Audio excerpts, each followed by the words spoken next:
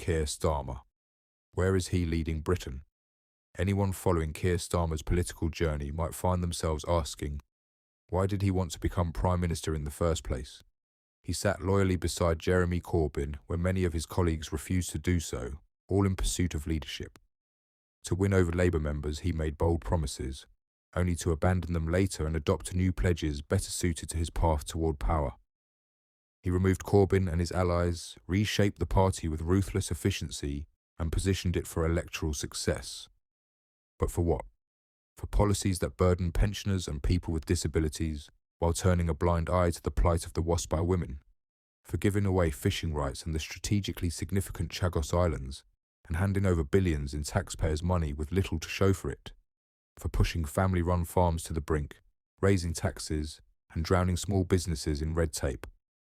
Most shockingly, especially for a former director of public prosecutions, his government has introduced sentencing reforms, allowing serious offenders to be released after serving just a third of their prison terms. The outrage from victims' families has been both painful and impossible to ignore. Sarah Everard's parents, alongside Justice for Victims campaigners, condemned the move, saying there had been no real effort to listen to what victims and their families want, despite them supposedly being at the heart of sentencing policy. Glenn Yowens, whose 4-year-old daughter Violet Grace was killed by a hit-and-run driver in a stolen car, described his horror at the possibility of shorter sentences. He argued that good behaviour in prison is a meaningless concept. Prisoners are simply expected to act normally and are rewarded for it. Too much is being done for criminals, not for victims, he added. Starmer hides behind the familiar excuse of difficult decisions. But difficult does not mean right. What does he stand for? Who does he truly care about? It's unclear, but one thing seems certain. Under his leadership, criminals appear to be among the biggest beneficiaries. Abroad, his premiership is celebrated by French fishermen, Mauritian ministers, American exporters, and European bureaucrats in designer suits.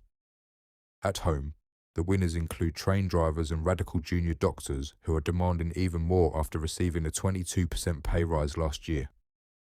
The late Tony Benn once said there are two types of politicians: signposts who stand firm in their direction, and weather vanes who shift with the wind.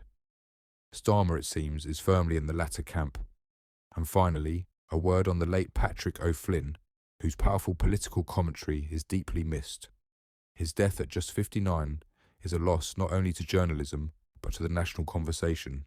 He championed the cause of Brexit long before it was fashionable, left journalism to serve as an MEP, and returned to writing with the rare ability to capture the voice of the people rather than the echo of Westminster. He will be remembered as one of the most influential political journalists of modern times, a great man and a great loss.